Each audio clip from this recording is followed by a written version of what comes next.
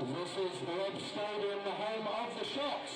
Please welcome this evening's match officials and the players of Brighton and Hove Albion and Aldershot Town.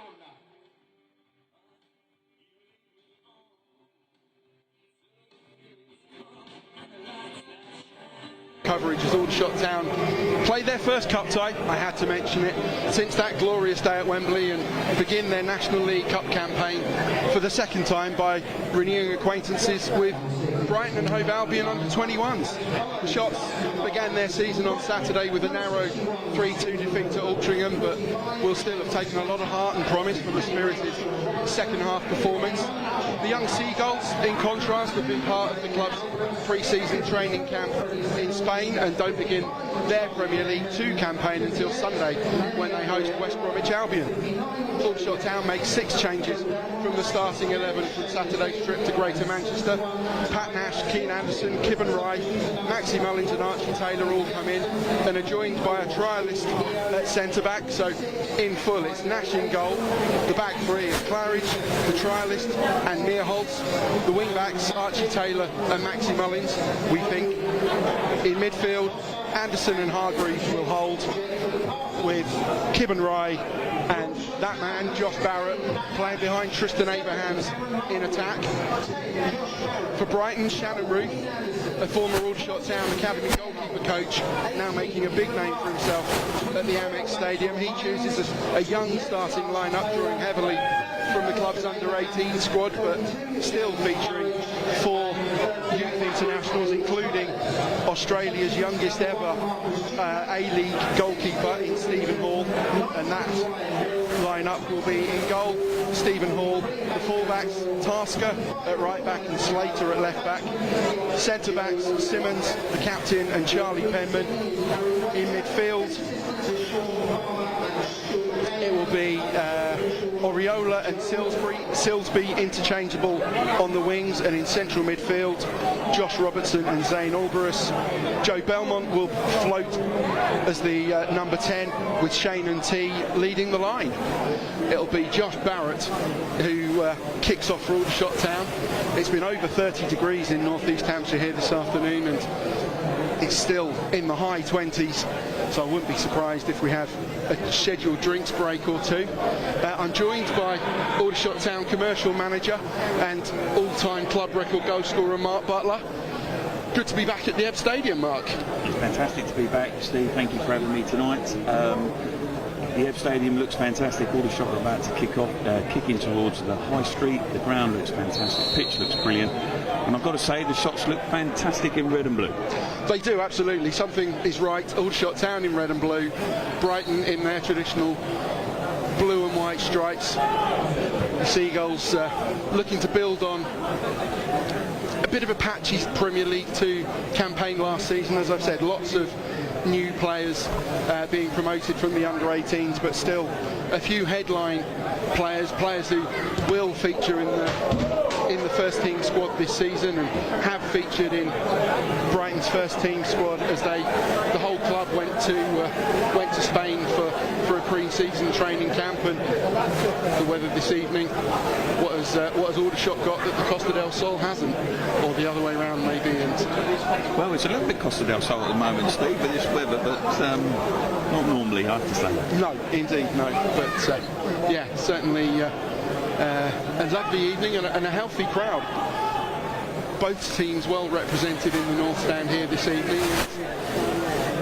Yeah, I think the interest in the National League Cup built last season, and to the extent where a really healthy crowd as Aldershot Town reached the semi-final to go out against eventual winners Leeds United. But an excellent crowd, healthy crowd here this evening. Obviously, I think buoyed maybe by Shots fans' first chance to see some of these new players and a few of the fringe players who've come in for their first starts this evening that maybe didn't make the starting lineup at Altrincham. But everyone will be looking to impress this evening as Brighton build down the right hand side with one of those wingers, Oriola, back to number 45, Slater. Aldershot Town haven't quite got it clear, but looks like Pat Nash is going to be put slightly under pressure by I think Maxi Mullins, who is perhaps playing one of those centre-back roles with, we await to be seen the formation. Yeah, he seems to be playing in the middle, Steve. I think Claridge is playing right centre-back, and I think we've got the trialist left centre-back.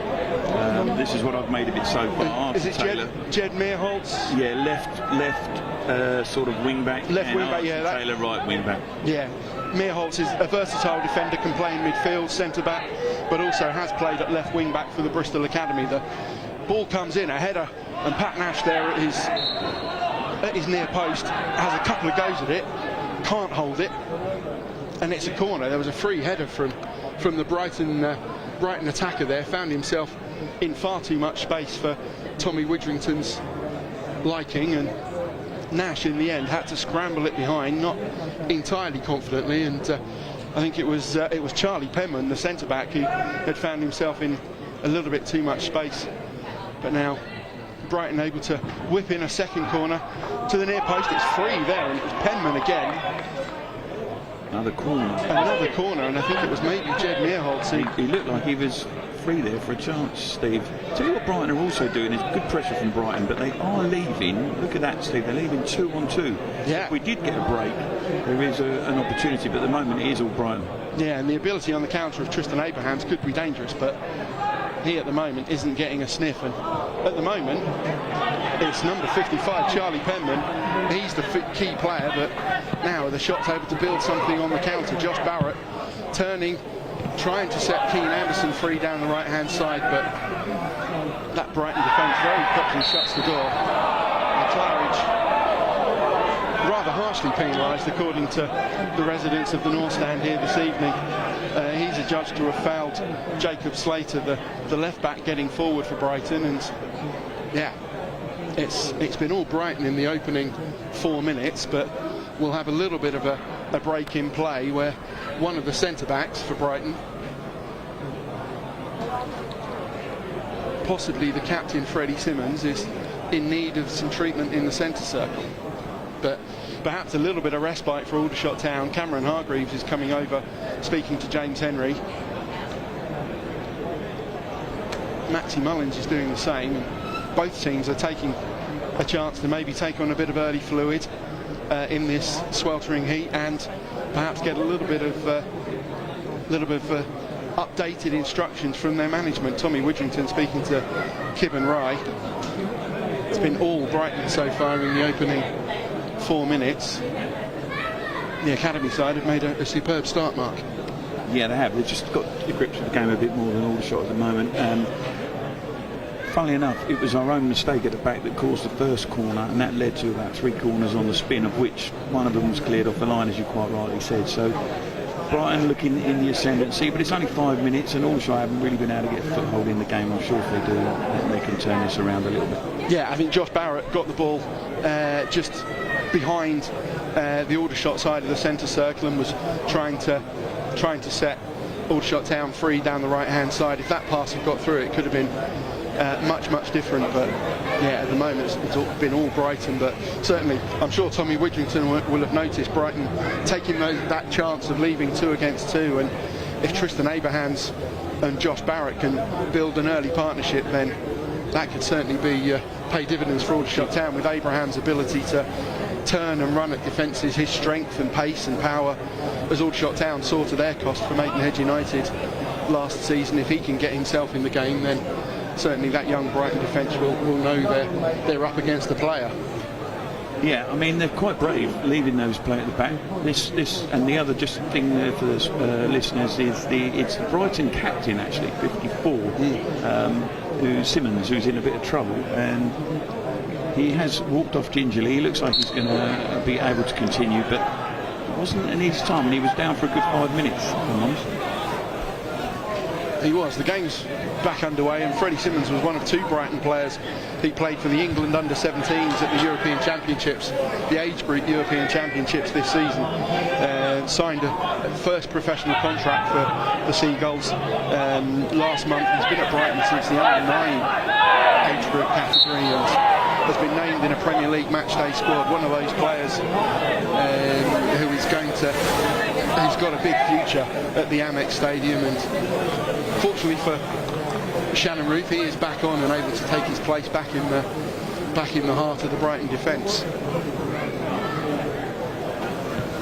And they restart the game over on the far side with a free kick, and Brighton just building slowly from the back, almost pedestrian, but they've got the nous, the pace to very quickly inject some pace.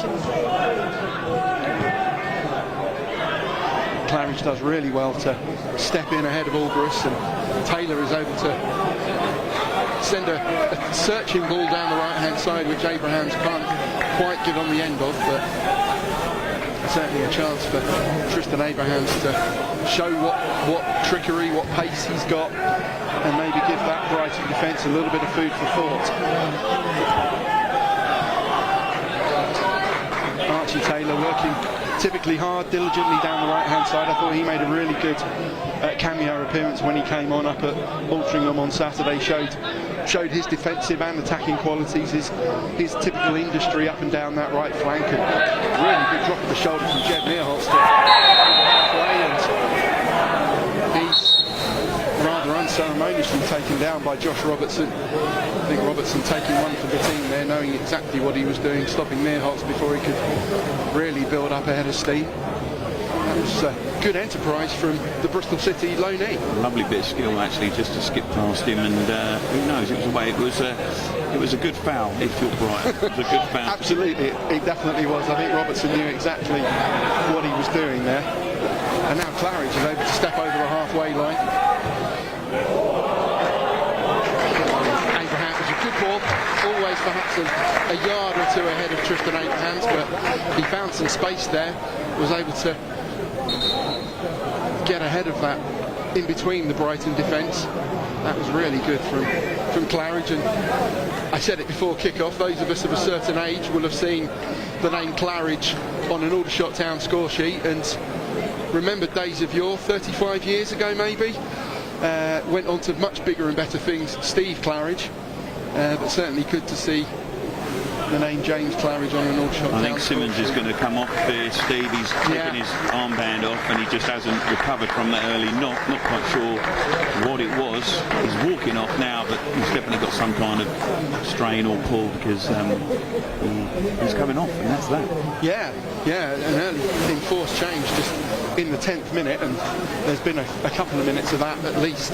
There's been stoppage time, so very early, unfortunate for the Brighton captain, possibly precautionary from Shannon Ruth with the Premier League flu season starting soon. The 4th division, like he'd put up his board. Yeah, Brighton were just preparing that change. They weren't quite ready, were they, Steve? No, they weren't quite ready. I think maybe Simmons had wanted to continue, but it's number 66, Callum Mackley, who can play. The substitution for Brighton Hove Albion in the 11th minute, coming off number 15. 54, Freddie Simmons, being replaced by number 66, Callum Matford. Brighton earlier in the season, so a straight swap, an enforced swap early on for the Seagulls, and Paul sends that one front to back very, very quickly. A couple of the Brighton attackers ambitiously looking like they could get on the end of it, but in the end Pat Nash is able to see that fairly comfortably behind, and Aldershot Town will build from the back. The two of the centre backs very much split on the edge of the 6-yard box, but Nash sends them building a high line, and he kicks it high. Tristan Abrahams trying to hold it up. Two Brighton defenders, one in front, one behind, but Aldershot Town very quickly have it back. Rye out to this right hand side to Taylor, who's quickly closed down by NT and Oriola.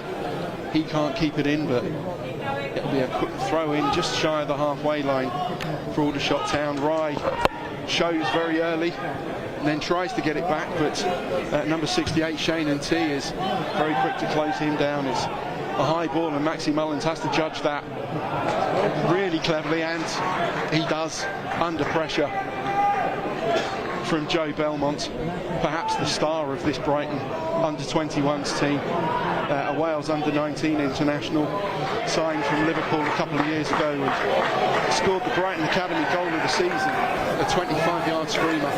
We might see that quality this afternoon, but Aldershot Town's own mercurial midfield maestro Josh Barrett has it back, feeds Cameron Hargreaves, gets it back from Jed Meerholz and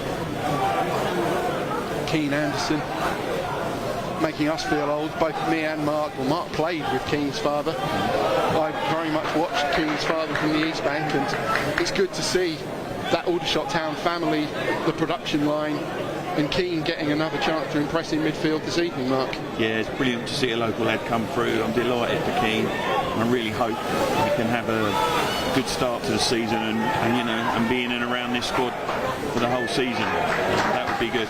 Been an interest. I'll let you carry on in. Claridge dinks a lovely ball into Abrahams, who holds it up. He's forced a little bit wide, but Aldershot Town keep possession. Anderson gives it to Barrett, who immediately looks out to this side. Archie Taylor back to Barrett on the byline, but it runs behind. Warm applause, appreciative applause from the home fans as we tick into the 14th minute. That was the best bit of football Aldershot have played, and good football all round actually, because Brighton, this young team, they're shutting down incredibly well, Steve, and Aldershot are having to play quite well to get any kind of time on the ball. They are. That sharp passing very much to the fore, but certainly, yeah, Brighton showing their quality, that the qualities that only Premier League Academy football can bring, and it is an interesting clash of styles where the match-hardened Aldershot Town squad, albeit a very young squad themselves, but the Brighton Academy, where they're able to play with a little bit of freedom, maybe not quite as combative at Premier League 2 level, but certainly that technical ability and that pathway as built by Shannon Roof up towards the Brighton first team. We've already said there's quite a few players looking to make that progress up into the first team here this evening, and Aldershot Town certainly got their work cut out to match their young opponents technically this evening. It's got a foothold now though. Aldershot having a little bit more possession, not going anywhere just yet, but they've kept the ball now for a good 30 seconds to a minute, and just get a feel that they're getting a little bit more of the ball. They are, yeah. They maybe took a couple of minutes to get accustomed to the game, to the pace and shape, but they're certainly matching Brighton. It's going to be a combative midfield this evening, particularly where Cameron Hargreaves is concerned, but now Brighton build down the right hand side with Tyler Silsby. His cross is cut out, and Aldershot Town are able to build superbly. Barrett combining brilliantly with Jed Meerholz, who's been to the fore early on in the game, and now space. Ryan and Taylor. The pass is good, but it bisects both of them and still draws warm applause, appreciative applause again from Tommy Wigginton in the Aldershot bench. so very nearly a promising Aldershot Town. Aldershot Town attack, yeah. Yeah, he is a versatile player, perhaps most known as a centre-back or a central midfielder, where his physicality is able to come to the fore, but certainly showing good athleticism and attacking instinct down that left wing-back position this evening, where certainly I didn't necessarily expect him to play, but he's certainly showing the qualities that Tommy Widrington, as Tommy has said, he maybe knows the players better than themselves, and if he tells a player you're playing at left wing back this evening, then the player will go, yes boss, you know best. Yeah, that's the way it is. I mean, this is my first chance of seeing them, to be honest with you, Steve, so as you know, he's been busy doing other bits and pieces, so it's an opportunity for me to actually see the players, and I've got to be honest, Meerholtz is impressed in these early stages. You know, it's only 16 minutes in, but he's looked lively.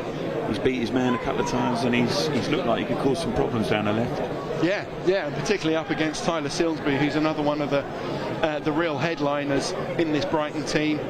Really lively, creative, a goal-scoring threat from the right flank, and at the moment, you say he's getting the best of that one-on-one duel and getting forward more than he's being forced backwards.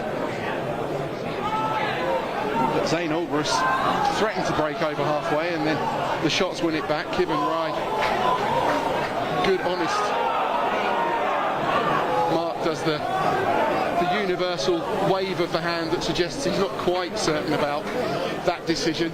I think it was a 50-50. I wasn't entirely sure. It was a difficult one. I wasn't sure about it. That was all. And then it looked like the linesman to me wasn't sure either. It was one of them ones where he's looking at the referee and made the decision. Hoping the referee will make your mind up for you. Yeah, exactly. But it was in the middle of the pitch and perhaps no real harm. Not entirely contentious, but now Brighton down the right-hand side again. Meerholtz once again showing his defensive qualities to cut that one out, and Aldershot Town have it back, and Meerholtz is down the left-hand side. Nearly met Abrahams as well, but Brighton are able to mop up very composedly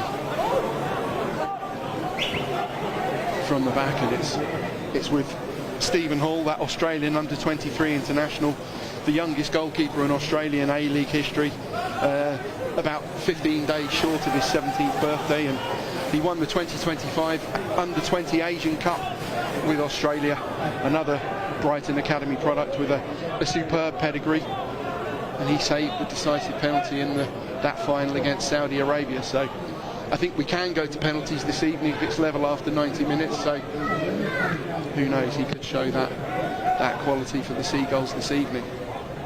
You never know. I mean, this competition has courted some controversy amongst the fans, but you know, this is early on, and I'll break off here because Brighton building down the right-hand side, and Josh Barrett and Maxi Mullins combining, or I think it's the trialist actually, who mopping up at the back. And now Cameron Hargreaves takes it on his chest, leaves it for perhaps the more creative Barrett to try and build something. But that's slightly wayward, and Cameron Hargreaves and the trialist are forced back into a little bit of an uncomfortable position. And now Brighton have an attacking throw in. And it's Josh Robertson in midfield, spreading play out to this left-hand side, inviting the centre-back Charlie Penman forward, and then out to Nehemiah Oriola. He's got Slater on the overlap, and Mullins stretches to make a header, but it's still with a Brighton player.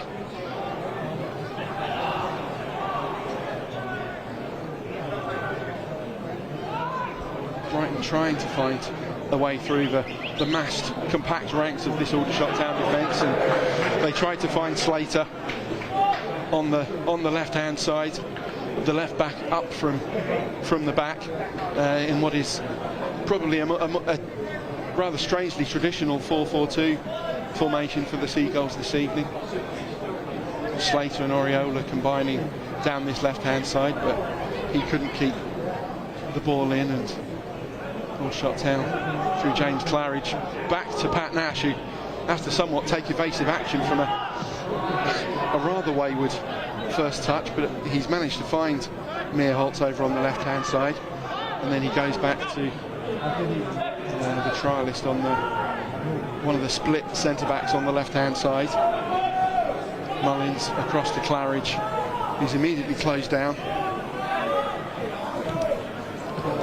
Keane Anderson snaps into the tackle and is able to find Josh Barrett, but rather unexpectedly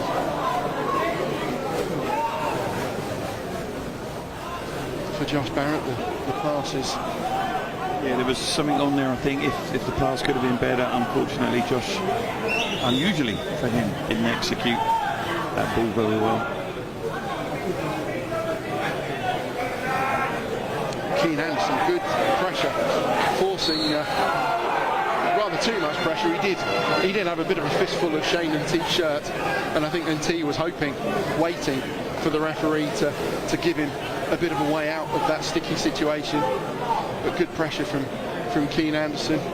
Athleticism, good on the ball, good technical awareness from the Aldershot Town defender, but perhaps a little bit over impetuous there. And now Brighton are able to build at pace down the right hand side.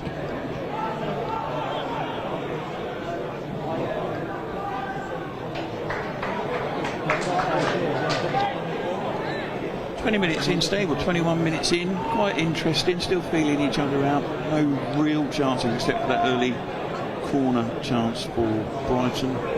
Aldershot still feel like they're not quite found their feet yet. Do you agree or not? I would. I think they've had some positive moments, but yeah, I think that period of sustained pressure that Brighton were able to exert in the opening minutes were. But now Meerholz finds Abrahams breaking in behind Hall, quick off his line, alert to the danger, and even the pace of Tristan Abrahams wasn't able to get on the end of that. But the goalkeeper had to be alert there. I think the Brighton defence will certainly be aware of the running in behind, the ability of Tristan Abrahams to get in behind and get a defence turned. But certainly I think it's been more promise from Aldershot Town than real visible quality. But this one was a slow burner last season, and in the end Brighton prevailed 3-2, having played most of the game with 10 men. But it was the exact opposite of this evening. It was a chilly, misty, bonfire night evening, but the football produced the fireworks. And now we hope that the temperature on the pitch will match the temperature in the air this evening. The game's started promisingly, but not quite yet burst into life. No, I'd agree with that. I think at the moment, mind you, doesn't the EVB Stadium look amazing in the sun? Looks absolutely, the old girl looks fantastic. She does, absolutely. Yeah, and you've been clearly hard at work over the summer. Unveiled this afternoon the new resplendent sponsorship of the East Bank, the Lenovo East Bank, as we'll have to get used to calling it. It's a fantastic deal. And yes, it's commercial, but it all helps feed into Tommy Widrington's pot and helps the product on the pitch. So certainly it matters. And now Jacob Slater tries to turn down that left-hand side. His clever flick doesn't come to anything, but certainly it took a bit of a deflection off, I think, Kevin Rye, who was back there defending. And Brighton have another corner. They're so brave, Brighton. They literally are leaving 2-on-2. If we can clear this, we really have a chance on the break, of course. But they have looked dangerous at corners, so it's a double-edged sword, this. It certainly is, yeah. They're obviously confident of their own attacking qualities and restricting the shots at source. It's deep. Meerholz is there, and he's able to glance it behind under pressure, and it'll be another Brighton corner. Looks like Josh Robertson is going over to take that one. It was Tyler Silsby who took it from the left-hand side. He initially looked like he was going to have to run the full width of the pitch, but Robertson has spared him that, and he's going to take an in-swinger from in front of the the away end of the East Bank, as it will be. It's high, it's deep, there's a Brighton player underneath it, but the header is always wide, trying to squeeze it in at the near post, but Pat Nash had that covered, and he takes a goal kick quickly, and Abraham's very, very nearly able to nip in behind Slater, but the Brighton left back is able to get a glancing header to take it away from Abrahams. But Aldershot Town have an attacking throw in halfway inside their attacking half. Archie Taylor gets it back from Kibben Rye, gets up a little bit gingerly, limping somewhat, but is okay to continue, and he's searching for some options from this throw in, arms outstretched, but such is the Brighton organisation that in the end Tristan Abrahams is under pressure, hooks the ball out superbly, does well.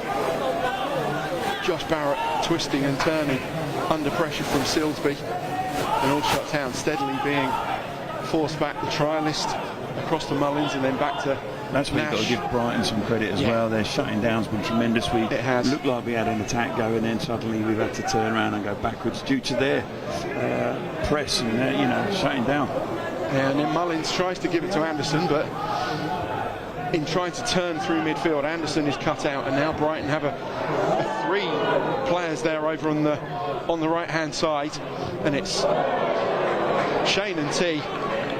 You'll be able to tell me more than that, Mark. That was the best chance of the game. There was a couple of mistakes there. I think the ball from Mullins into midfield wasn't necessarily the best, and then Keane couldn't get hold of the ball. Meerholtz for once was caught out, and it was laid back square, and he's about the penalty spot in the East Bank end. Nothing but glory when you're there, and he's nearly hit the Lenovo sign. He has. He has, yeah.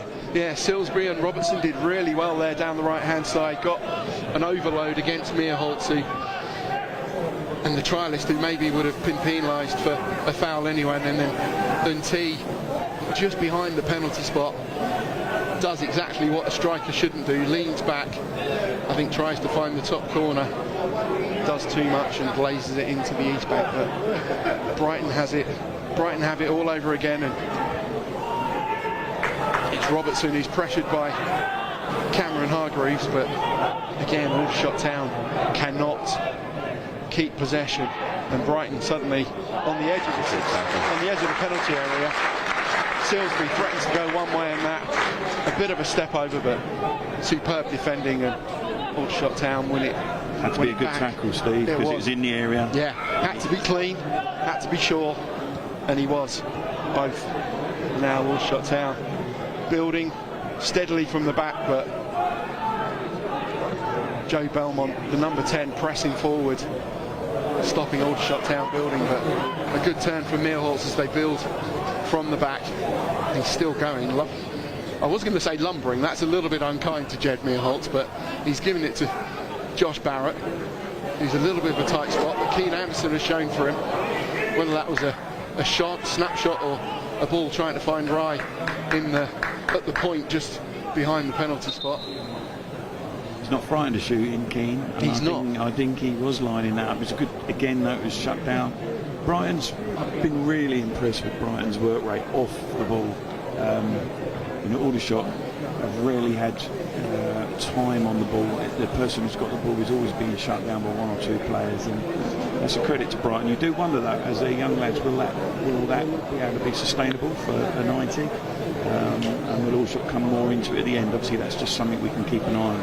Yeah, and particularly in this heat, whether they'll be able to keep that work rate going. And yeah, we just replay of that tackle in the penalty area from, I think it was the trialist centre back, who it was combative. Maybe on other occasions the referee Harry Wager, you've just seen it, might have, yeah. It was a bit of a tough challenge. Okay, from this angle, I'm not saying it was a penalty, but I think it's one of those where you think he's given the referee an opportunity to make a mistake. Okay. I think is maybe the kindest way to put it. Yeah, well, that's the advantage of replays and TV cameras when you get one shot at it. Yeah. I mean, Mr. Wager had one look at it. To be fair to the ref, it looked first time round, perfectly clean tackle, didn't he? You said it and I said it, and the ref would have seen it like that. And like you said, you're not saying it isn't, but obviously having seen a replay, you could. Yeah, I think both players were fully committed, both two-footed, not dangerously, but the trialist definitely had both of his feet engaging with Silsby, and yeah. Just a break-in play at the moment for the listeners. We've got another Brighton player down. He's been down a little while as well, for a good minute or two. I don't know quite what's actually going on, but it's an ideal time, I guess, to have another little rest in this heat. Yeah, and I think it's Tyler Silsby, possibly a result of that tackle or another challenge. And there was a bit of a brains trust in the Aldershot Town midfield with Abrahams, Taylor, Anderson, Rye. I think possibly Cameron Hargreaves was involved there as well, possibly sharing a little bit of expertise and knowledge, passing on how to stop this Brighton defence, or how to stop the Brighton attack, and possibly how to unlock this Brighton attack. And now Keane Anderson with purpose to Kibben Rye in the D of the penalty area. Good quick feet from the Welsh Nepali attacker. Did well to get a shot away, but always rising perhaps a little bit high and wide, but good opportunism from the former Newport County player. Yeah, one of the few sights of goal that Aldershot Town have had in the opening half an hour. His touch sort of set him up on his what looks like his weaker foot, but he took it on. It was a good little ball in from Keane, and we got a shot off, albeit off target, but we can try and build from that. Yeah, small steps for Aldershot Town. It's Brighton again, built from the back, tried to spread it out to the left-hand side, where Oriola was hoping to gain possession, but Archie Taylor was able to interject, and he's once again pushing up to the halfway line to pressure Oriola, former Manchester United academy player, was highly rated in the Old Trafford Academy, and then joined Brighton a couple of years ago.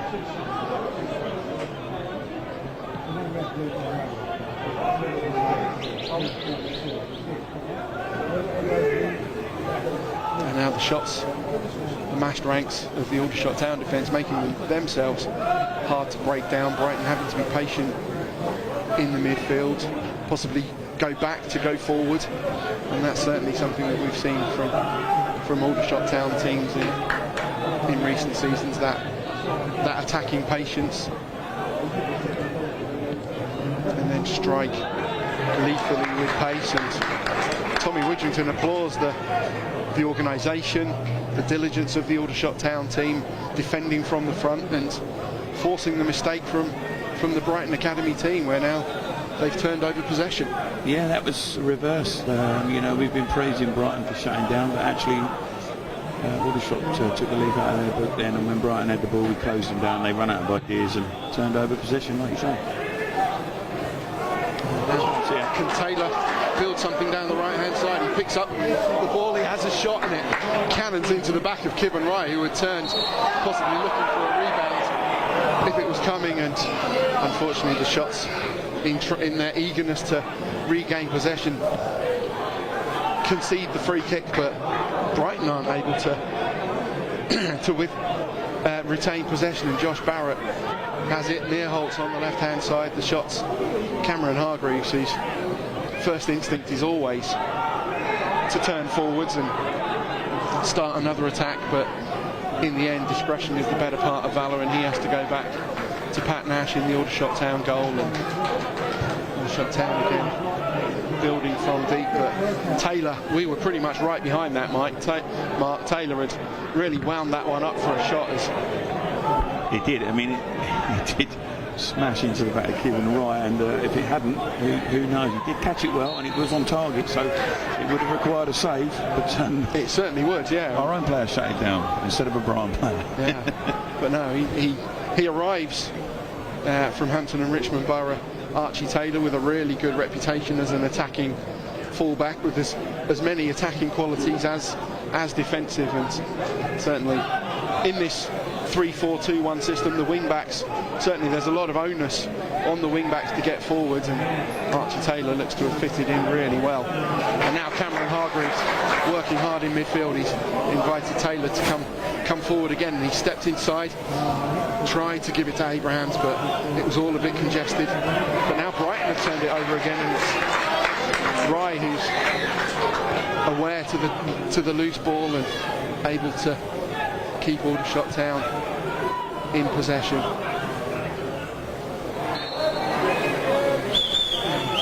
Anderson is able to take a quick free kick.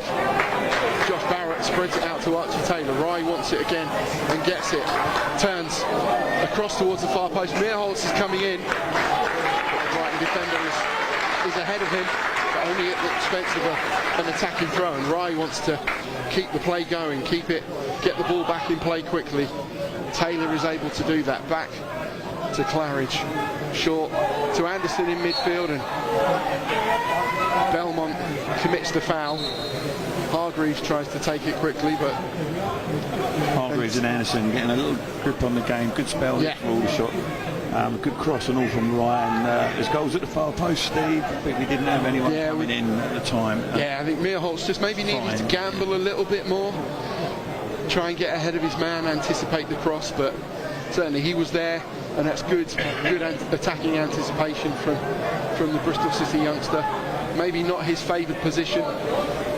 Maybe he needs to learn a little bit more that attacking anticipation to get himself in the right position. And now Barrett able to swing the ball into the near towards the far post. Brighton headed clear, and of course it's Cameron Hargreaves who's the first to it. Indefatigable Cameron Hargreaves. Rye tries to keep the attack building. Claridge really brilliant to win that header against Shane and T, but no one's really able to put a foot on it until Josh Barrett is there. And T, is he able to get a shot going? It's deflected, almost blocked at source, and Tristan Abrahams isn't able to capitalise upon it. It was a little bit scuffing, wasn't it, then? But we kind of got the breaks. Possession was being turned over, and it broke to Kieran Ryan. He hit the shot with his left foot, didn't quite catch it, took a deflection, nearly went in the path of the save Abrahams, but not quite. And then closing down, but Aldershot have improved in the last 5 or 7 minutes or so. They have 37, nearly 38 minutes gone, and pretty even so far. I think Brighton started in the ascendancy, but the shots certainly have had a couple of sights of goal. Who knows what that Archie Taylor shot would have produced if it hadn't smashed into the back of his own player Kevin Rye a few minutes ago. But certainly Josh Barrett gone down there, not quite sure what happened, but Aldershot Town medical staff are concerned. This was a bit of a strange one. The Brighton holding midfield player got the ball off the centre back, turned Josh, who was closing him down, and went away with the ball, and then Josh rather worryingly went down for my book, but no one else seems to be too concerned, so maybe it was just a bit of frustration as well. Yeah, maybe as he tried to turn, maybe his studs got caught in the turf a little bit, or there doesn't seem to be too much concern. As it reached the Aldershot Town sports therapist who's on, and just asking Josh Barrett to do a couple of stretches. Josh is able to get back to his feet and gets a bit of magic spray to the hip. It didn't seem like that was the area of his body that was causing concern, but he's flexing his right knee as he walks off to this near side. I was watching Tommy then, Steve, and he was more or less giving the team talk to the 8 or 9 players that were around. Very calm. Substitution for Aldershot Town. 40th minute as we tick into the 41st minute. Again, maybe similar to the Brighton substitution. it looked like Hayden Vaughan was coming on as a direct replacement in the number 10. Now Tommy Widrington is looking across and having a bit of a conversation with Craig Matthews, the Aldershot Town tannoy announcer. Craig was already announcing Hayden Vaughan's arrival, but Tommy's wagged his finger and saying, no, hold your horses, Josh is back on. Which is good to see. Yeah, absolutely. I thought maybe a precautionary substitution, obviously with a couple of home games coming up against Boston and Eastleigh and a long National League season ahead. You don't want to lose Josh Barrett by pushing him too hard in a National League Cup game, but Josh looks like he's able to continue, and Brighton once again building down the right hand side. Charlie Tasker enterprising from right back, and now Brighton, Zane Alvarez across to Jacob Slater, and even further across to number 58 Oriola, but excellent two tenacious tackles to win the ball back from Archie Taylor, and Zane Alvarez has it back. Brighton have to go all the way back. Football there, Steve. The left winger was going to take the ball back on, and Archie did well. He did really well. Yeah, I think he can be very pleased with his first forays as an Aldershot Town player. Can Archie Taylor. A little bit of a midfield melee. Tristan Abrahams was interested as the ball squirted clear in the centre circle, but referee Mr. Wager has brought it back for an Aldershot Town free kick.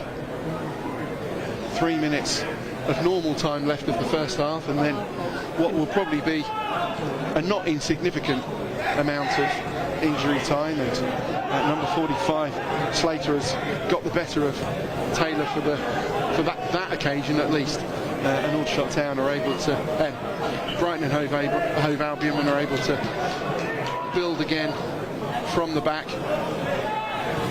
Slater, that willing runner again, getting forward down the left hand side, and T and Areola building. But then Abrahams snaps into attack, and as he tracks back and wins it back. Now Aldershot Town with the trialist who turns into trouble, but then Cameron Hargreaves is on hand to bail him out, and a dangerous ball down that left channel, which Abrahams is very interested in. Brighton alert to the danger and mop up, and the ball is back with Stephen Hall, who considers his options. Is he going to play it short or try and look long and break through the lines? Alvarez, the deep lying midfielder, is showing from it, but until Aldershot Town maybe force his hand, Hall is going to assess his options, and in the end, short to Charlie Penman. Josh Barrett closes them both down, and now Hall looks long, but Claridge is underneath it. In the end, his header's wayward. Consternation of Tommy Widrington, and Slater and Areola are able to build, and Alvarez spreads the ball out to this right hand side, where once again Charlie Tasker, willing runner from the back. Ball comes in. Brighton attacker, was it Belmont, the 59? I think it was. Got ahead of his man, but in the end isn't able to direct what could have been a dangerous header on target. And now Kibben Rye looks to spread it out to Archie Taylor.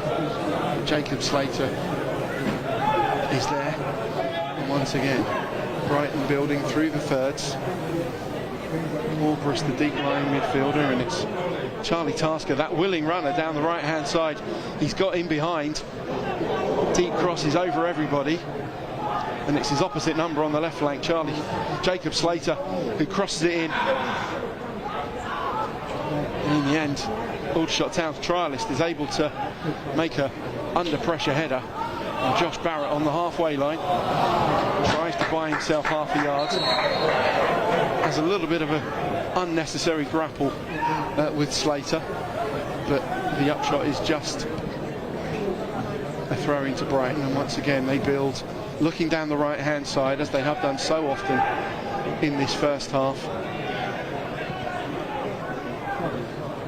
And then, of course, they switch play, and it's Slater in the inside left channel. Right, a neat little 1-2 down the right hand. Again, it's down the right. There's been 2 or 3 now. We haven't mentioned, I'm not saying he's playing badly, but we haven't mentioned Meerholtz going forward. They seem to be getting in behind him. So is it him playing high, or is it just the other player that's playing off the centre half, left side centre half? Yeah, not quite sure. I'll have a look at that for you. But yeah, I think Brighton are deliberately working that overload on the right hand side, and they look dangerous at the minute. They do. Yeah, and the right back Slater is really bombing on in advance of his winger, who I think is Silsby down the right hand side, and they're combining really well. And yeah, the way they're working it, Meerholtz is getting exposed down that right hand side. And if we didn't see it, 7 minutes will be added on. We've had one of those at the moment, but still another 6 minutes to go before both sides can get the solace and the coolness of the dressing rooms. And yeah, I think Tommy Widrington will certainly be aware of that, the way that Brighton tactic in working down the right hand side, and they'll certainly look to address that. Is it the trialist centre-back needs to go out and support Meerholtz, or Kibben Rye maybe, who's playing in that left-sided midfield? One of those central midfielders needs to go across and double up with Meerholtz. Yeah, you've done a number of possible solutions there. I mean, the key to it is the 71, I think, is for Brighton. I think you've mentioned him a few times. Is it Silver or something? Is it Silsby? Yeah, Silsby. He's the one that's causing the most problems. Fortunately for the shots, the end product from Brighton hasn't really been there.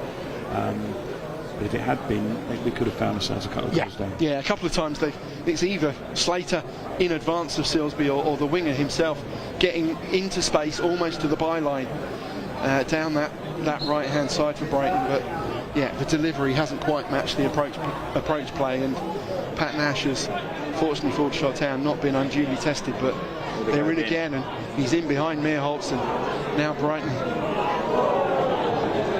A shot coming in, and once again, as we saw from MT early on, the position, once again, perhaps the Brighton striker has leant back, perhaps trying to trying to force the ball into the top corner.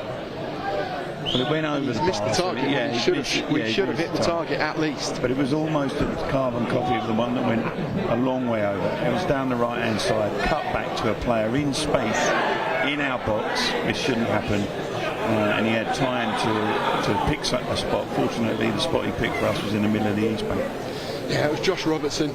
Dropped his shoulder, took a touch, drifted onto his left hand side, and you could see exactly what he was doing, dropping his shoulder, trying to bend it into that Pat Nash's top corner, but he overcooked it. He's got a silky left foot and all. I've been watching him, that Robertson, so I was expecting him to do a little bit better. He's what you'd call silky in the game, someone who just looked like he's got... Well, Kibben Rye has nipped in as the referee waved play on. He has, and Abraham's industrious, trying to barge his way into the penalty area, but the referee, Mr. Wager, has seen that no advantage accrued for the shots and has brought it back for the rather clumsy tackle on Kibben Rye. Commentator's curse, because I was just saying silky from Robertson, but he's now put one in the East Bank, and he was the one who lost the ball and then actually pulled down Kibben Rye. Yeah, and it was Albrus. Josh Barrett's line in this on. To me, it looks a little bit too far out. This is Josh Barrett, though. Well, and he doesn't look like he's got anything else in his mind. The normal rules of physics and football do not apply when Mr. Joshua Lee Barrett is involved. But yes, it hasn't. As billed, of course, he takes it short. Anderson gets it back from Taylor, and now Barrett's going to take aim, and rather skidding one bounce behind the goal at the community stand end, and Hall is able to watch it rather comfortably behind, certainly more comfortably than Barrett at his best. You're quite right, though. When he had the opportunity to shoot, he didn't, and then when we probably didn't expect him to shoot, He did. Yeah. He wasn't too far away. He wasn't, no, but certainly expect the unexpected from Barrett. Now we've maybe got a couple of minutes left of first half stoppage time. Rye working hard to keep the ball on halfway line, but then a little bit of a grab of Jacob Slater's shirt, and Brighton back to walking pace with Penman, 19-year-old, and then he looks long, of course, over onto that right-hand side. And it's number 51, Charlie Tasker, who's been one of the most prominent players in this first half, and then he can't quite find Unti as Pat Nash is alert to the danger and comes out. Sharp start, bowling the ball out, and Aldershot Town's trialist has given it away, but then he recovers well, and he's still got work to do, supported by Cameron Hargreaves, and then Jed Meerholtz back to mop up the danger, but he can only deflect it out behind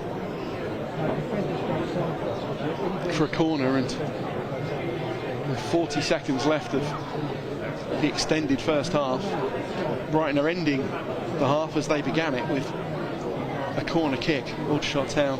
Their corners in the past, Steve, they've tried to overhit them to the big centre half at the back. Let's have a look. 55 again, look, running round the back, and they've aimed for him again, but it is overhit. Yeah, it's Penman trying to single out the big lad from the back chart. Yes, Penman, you actually called it. My apologies. And that is the break. First half at the Ebb Stadium. Brighton and Hove Albion under 21s started in the ascendancy. Aldershot Town maybe wrested back a little bit of control, looked threatening, but then maybe Brighton ending the half as they began it on top, putting pressure on the shots, but they've had a couple of really good opportunities, a couple of clear sights of Pat Nash's goal, not able to take advantage. At the break, goalless, 0-0. How do you see it, Mark? No, I think you summed it up quite well. I thought Brighton started better, had a couple of half chances from the corner, then they had a great chance that was skied over. Aldershot was back into the game without really creating. A couple of things that might have happened, they didn't, they were blocked, and then at the end of the game again you saw Brighton coming again being a bit dangerous. So I wouldn't disagree with anything you said. I think Aldershot do need to try and up it in the second half, and we'll see if Brighton can keep the pace. Indeed, thank you very much, Mark. We'll take a little bit of a break and we'll be back in plenty of time for the second half. But at the break, shots 0, Seagulls 0.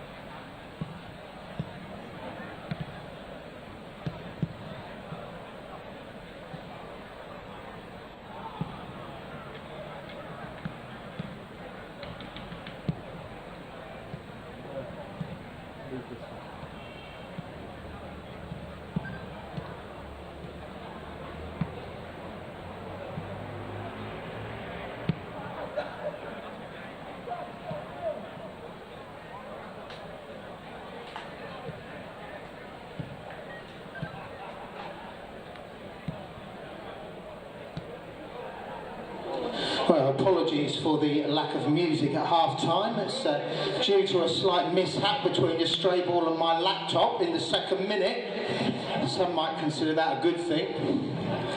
Anyway, Shot's next fixtures is coming Saturday, the 16th of August, when we face Boston United on our opening home Enterprise National League fixture of the new season. Kick-off at the Ebb Stadium is 3 o'clock. We're at home again on Tuesday the 20th when we face Eastleigh, and then travel to Solihull Moors on Saturday the 23rd of August. And the Shots Away travel group will again be running coaches to the Shots Away fixtures this season. The coach to Solihull on Saturday week will leave the Ebb Stadium at 11 o'clock, and the fare is £37 for members and £40 for non-members. For Gateshead on Saturday the 30th, departure time is 7 AM, and the cost £57 for members and £60 for non-members.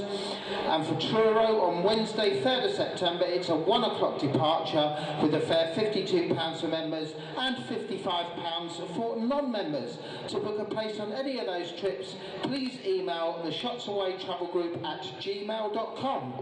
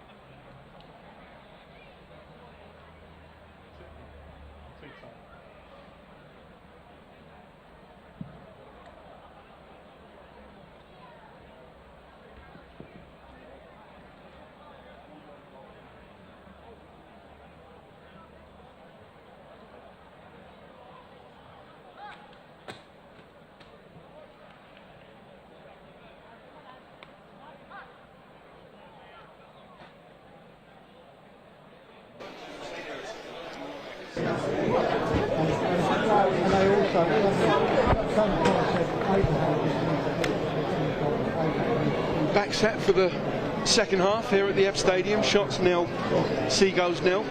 Looks like no changes at half time for either side.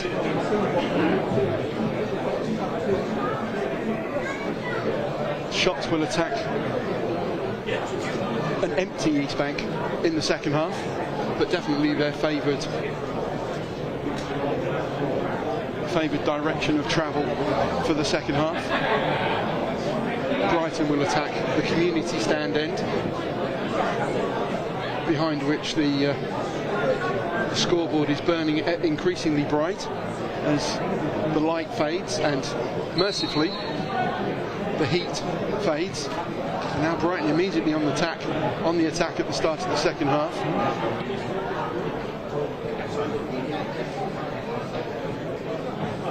Will they continue with that tactic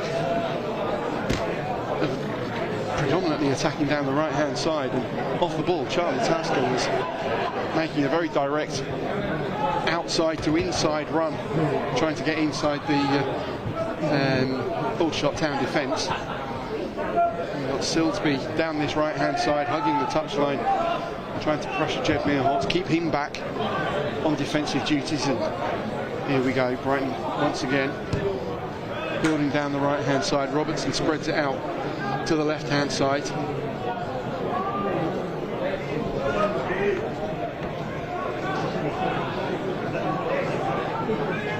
Shane and T twisting and turning. Now he gets it back, tries to go for the 1-2, but he's cleverly blocked off by James Claridge on the edge of the penalty area, and it's back with Pat Nash. Mark Butler is back alongside me. What's going to break the deadlock, Mark? I'm not too sure. Apologies for just being a little bit late on parade there, Steve. I've Not just a problem. got back in the seat. Doesn't look like there's been any changes. None that I've seen. I think that I'm interested to see if Brighton can keep up the pace. I think Tommy would have been the unhappier of the two managers going in at half-time, so our boys might have had a small rocket. And can Brighton keep up the pace? So if they can't, then hopefully we'll come into the game more and more. Indeed, the trialist, who perhaps rather unhelpfully does have his surname on his back, so any efforts from Aldershot Town to keep his name under wraps his cover has perhaps been blown. And I think it's an open secret on social media already who he is, and perhaps it's elementary, my dear Watson, his identity. We've had some famous players with the name of Watson here in the past. Absolutely, but yes, I won't give any more away than that.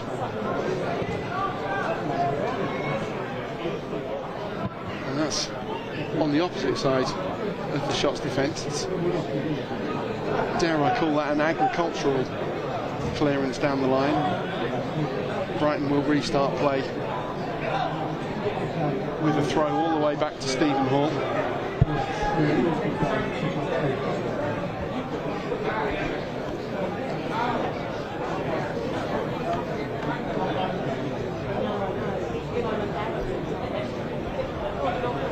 Once again, Tasker making that run from outside to in,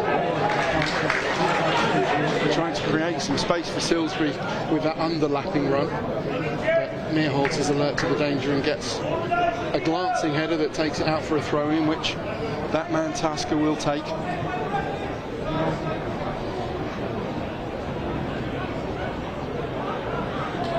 Looking for a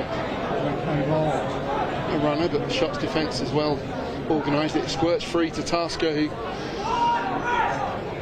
his cross is blocked, half blocked. Aldershot Town almost the authors of their own downfall in a tight situation in the penalty area. Shane and T is trying to Going for a corner again. Max is trying to keep the ball. He's trying to play out, which is, very admirable. But I think he's just made a couple of wrong decisions. He's not having a bad game, but he has made a couple of wrong decisions, which have led to putting us under pressure. And we've got this corner again. Will they put it deep for number 55? That's it's Josh Robertson again, as we saw in the first half. And there's a time to play football and a time to maybe clear your lines, indeed. It's underneath the crossbar pretty much, and Maxi Mullins ahead of Pat Nash makes a really good clearing header, but it's back to Tasker, back heel, dangerous cross to the edge of the 6-yard box from Silsby. Aldershot Town clear it again, but still Brighton looking to turn the screw in the final third. Silsbury looking for danger, but is forced back, finds a little bit of space, and now it's Tasker looking to work it onto his left foot. A shot that's only just over Pat Nash's crossbar. Probably more Tommy Widrington with his arms outstretched on the touchline, maybe asking why Tasker and Robertson were afforded too much space, so much space in the D, pretty much position A. It was a good shot, that one. It did go over like the other two, but it was from further out, and it was a good effort from Tasker, and wasn't too far away. No, you think Brighton have had a couple of sighters on goal now. How many more of those do they need before they really test Pat Nash? And thank you for coming along to the stadium this evening. The official attendance is 576. Brighton have an attacking throwing with Tasker. The attendance this evening is announced as 576. An excellent attendance, certainly continues the upward trajectory that we saw in the National League Cup last season, where the visit of the eventual competition winners Leeds United drew by far the biggest crowd of Aldershot Town's 4 home games last season. There are certainly a healthy percentage of blue and white seagull shirts amongst the red and blue of Aldershot Town this evening, and I think they'll probably be enjoying the game, maybe more cagey than explosive in the first half, but interesting nonetheless. And now Brighton build it again on the edge of that attacking third. Credit perhaps to the Aldershot Town defence, who are standing up strong. And now Brighton once again with the overlapping fullback. Mullins is alert to the danger to get it clear, but Brighton still have it inside the penalty box, looking to recycle possession. Tricky on the left hand side. Brighton have got it, smuggled it into the box. I think with Shane and T, who managed to wriggle his way through into the penalty area, and Pat Nash is able to be alert to the danger. I've got to be honest with you now, Steve, we've had 3 very good defensive headers from 2 crosses and a corner, which have been very good to keep Brighton out, and that was an unbelievable bit of dribbling from the left winger then. Yeah, it was actually Nehemiah Oriola who did wriggle into the penalty area, and in the end probably should have tested Pat Nash a little bit more, do we think? Yeah, I mean, Pat's in the right place and he dealt with it, and that's good for Pat. It wasn't a particularly venomous shot at the end of his run. His run was really impressive though, 2 or 3 players beaten. All the shot going down the left here though, Steve. Yeah, it's Josh Barrett trying to make inroads into this Brighton defence down the left hand side, but has to settle for a throw which Meerholtz will take. And that was the thing about Brighton's Premier League 2 season last year. They started by losing one of their opening 10, then only one of their remaining 10 in the 20-game season, but all of their success was built on a solid defence rather than a prolific attack.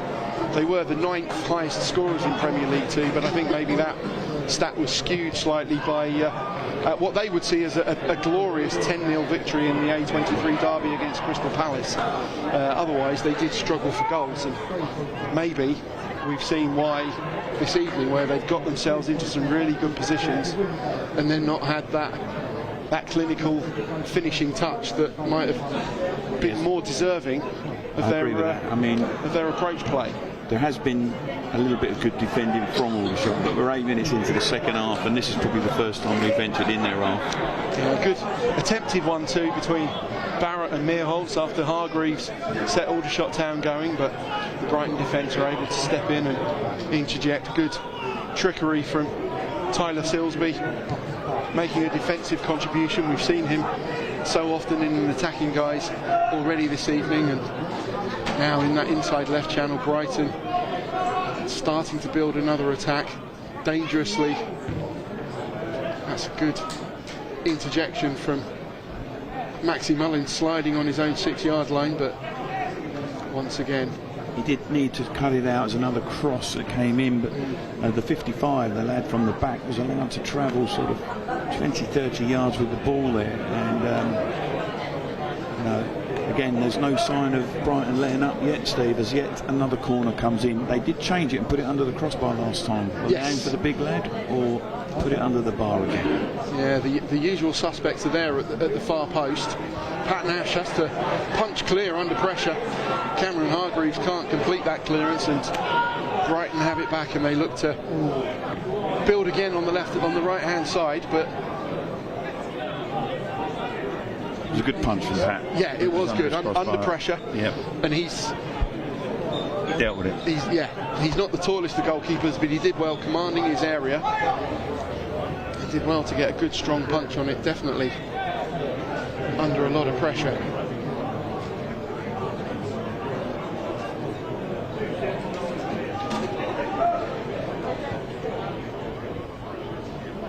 Brighton have certainly looked more down this left-hand side in the second half, whereas they were very right-sided in the first half.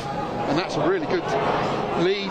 And now it's Brighton are in down that left-hand side, and it was Shaman T with a cross shot that Belmont very nearly got on the end of. And now Pat Nash tries to launch Aldershot Town into a lightning counter-attack, and Brighton defender. It's good from Nash. It's good. Well, it's good from Brighton as they get into the box again. Just the final bit was missing. It wasn't a miss, just didn't quite happen for him at the end. But Nash got the ball quickly and set Aldershot away on their counter. And we've got to throw deep in their half. But we're going to struggle. Well, we're not struggling. But Brighton are a bit better at the moment, you'd have to say. They are, certainly.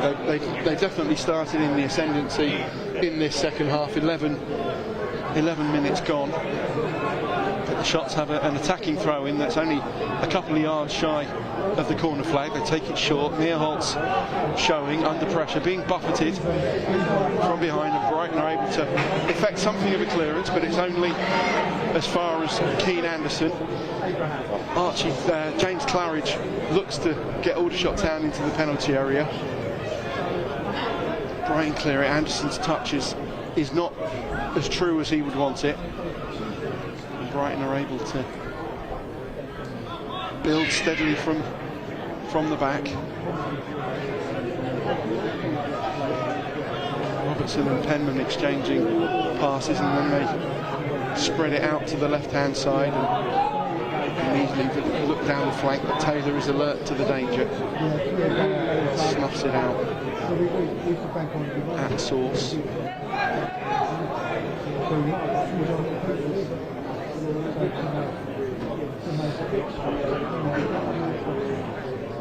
And a little bit of slow, quick, slow, perhaps from Brighton.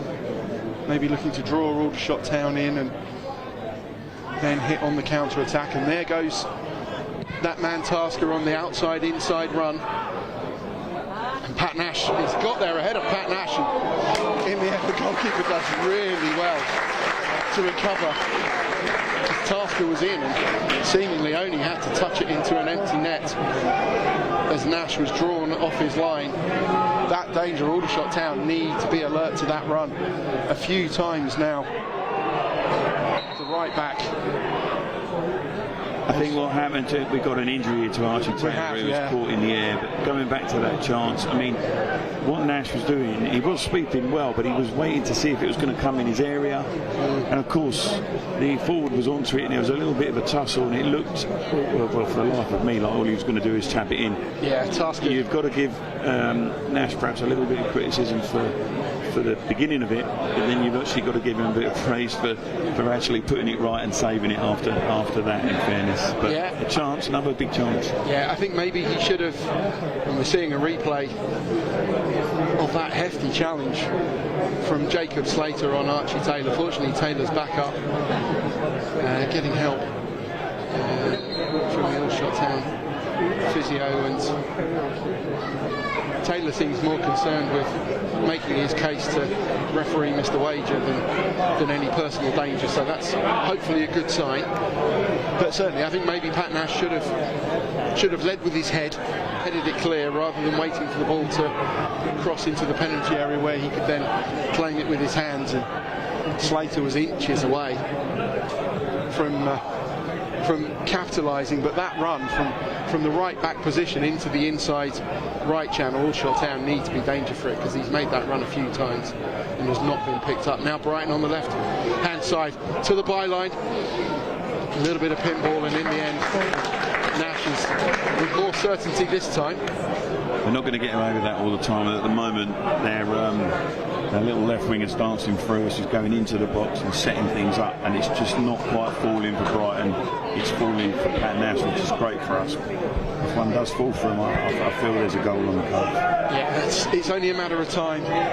I think that was N.T. and Oriola combining. Hargreaves looks to set Barrett down in the inside left channel. Josh will keep it in down on the edge of the penalty area. He's got Meerholtz for company and two Brighton defenders. Back to Meerholtz, and then Cameron Hargreaves has to almost rugby tackle his opponent to keep possession. It's a deep cross. Archie Taylor isn't able to get onto it, but James Claridge is alert and trying to keep the pressure on. Activity on the Aldershot bench, Steve, if you can keep them. Yeah, it looks like Ryan Hill is ready to come on, and we'll await to see who that is for. Ryan Hill, one of those players who can play virtually every position, so that could mean anything. He could be coming on in the left wing back position, maybe for Jed Meerholtz. A little bit maybe more attacking threat, a little bit more trickery down the left, or could be in the number 10 position. They're certainly his two most prominent positions on the Ryan Hill heat map, but Meerholtz does well.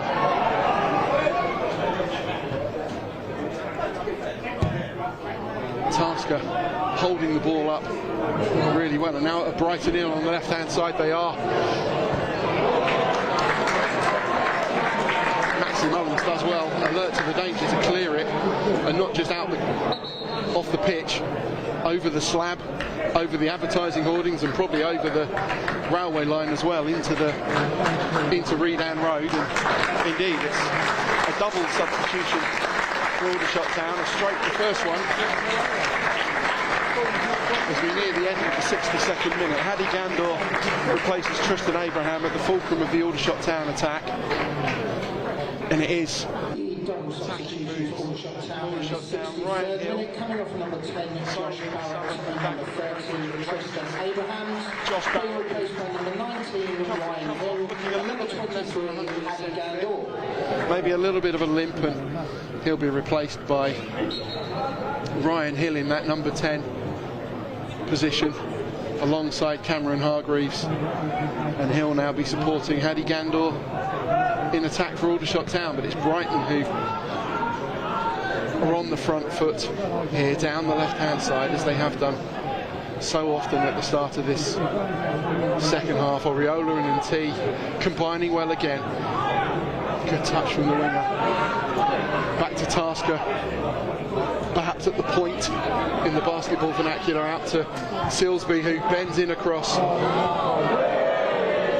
It's half cleared by the Aldershot Town trialist, and it falls invitingly for probably Josh Robertson on a snapshot inside the penalty area. But once again, a good position that the Seagulls aren't able to capitalise upon. I'd agree with that. It's the third opportunity where the ball's, it's a foul to Aldershot. Third opportunity where the ball's fallen nicely for Brighton in the box. They failed to hit the tailgate on all three occasions, Steve. Yeah, it's one of those that even I was taught in school many years ago. Keep your knee over it, keep it down. And Brighton and Hove Albion haven't. But now that's an excellent free kick from Jed Meerholtz to set Ryan Hill free. Looking to beat his man, a bit of trickery. Back to Meerholtz, first time cross is going to be cleared. And in the end, it's back to Maxi Mullins on the halfway line. But Cameron Hargreaves tries to inject a bit of pace as Aldershot recycle possession, but it's cut out all too quickly by Joe Belmont, who's maybe been the least prominent of those Brighton attackers in that number 10 position, but no doubt he's got lots of quality, lots of finishing ability, and you think that one of these Brighton attackers will eventually, at the very least, hit the target. Well, that's the key. They have had 3 great opportunities. We haven't really spoke much about the Aldershot subs. They were made on the 60 minutes, which is almost like the unwritten rule of planned substitutions. We give someone an hour. So, not saying the 2 players are brought off for anything other than you've done your hour, lads. Let's get you off. Direct swaps. Didn't perhaps see enough of Abrahams today. Didn't get loads of service, mind you. No, and Josh was in and out of the game, I felt. So we'll see what Haddy and Ryan can do. Yeah, I mean, Haddy Gandor will run all night, will work the channels, will almost be selfless to a fault. He sometimes maybe wanting to play within the goalposts and create the goal output that his work rate deserves. But now it's Hill, and that's an excellent ball back to the point. Keane Anderson with the shot. It hits Haddy Gandor on its way through. Trying to turn it in, he's trying to deflect it in. It's hit along the ground. I'll tell you the difference straight away, Steve, and they're 2 totally different players. It'd be interesting to see him in the same team, but Ryan Hill is running in behind, whereas Josh Barrett's game is perhaps getting the ball to feet because he's a good passer and is, perhaps not going to run in behind as much. But Ryan Hill has caused a problem 2 or 3 times already by the ball going in behind. He's facing the goal, and that's encouraging. Yeah, he's definitely got more of a natural attacking instinct to break in behind. He's got that winger's instinct maybe that Josh Barrett doesn't have. He's more of an orthodox number 10 attacking midfielder, and certainly Aldershot Town need to break the lines, get in behind this Brighton defence more than they have done so far this evening. And Ryan Hill could be that man. The deadlock's still to be broken. 66 minutes, approaching the 3/4 mark of this game, and perhaps surprisingly it's 0-0.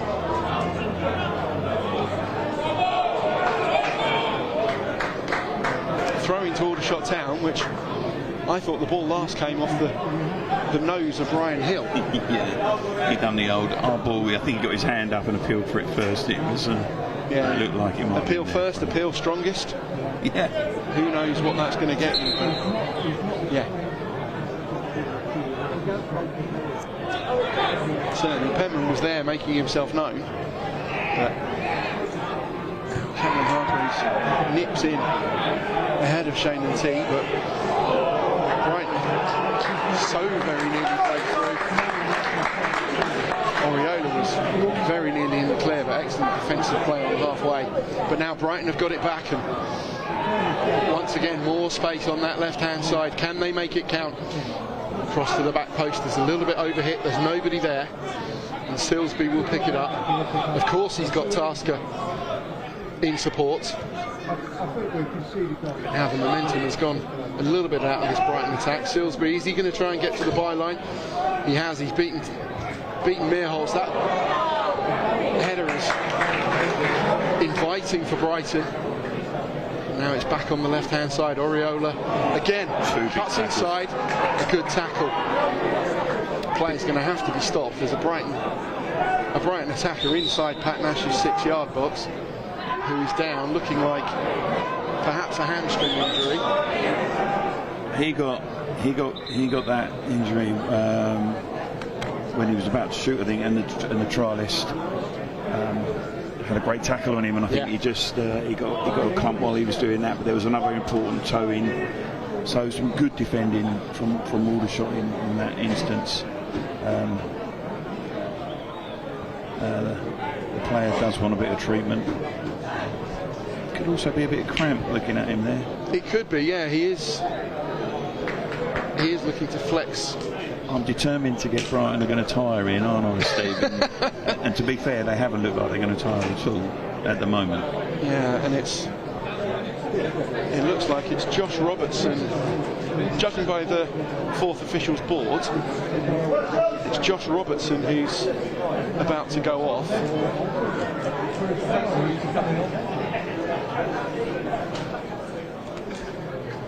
And number 57, Yusuf Owusu, who's plays in the spine of the team, centre-back, defensive midfielder, or perhaps slightly further forward in midfield, so it could be definitely a straight swap. And then a second substitution, it's Henry Kazvosve, attacking player Coming off number 71, Tyler Silsby. who looks like he's replacing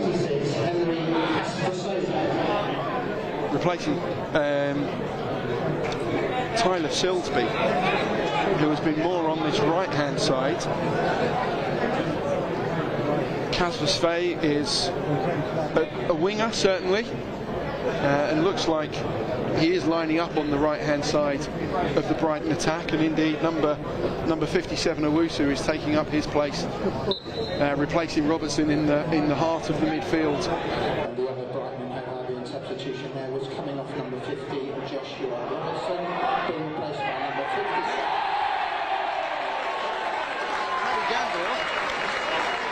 Yusuf Owusu, and the goal scorer for Aldershot Town, number 23, Harry Gandor.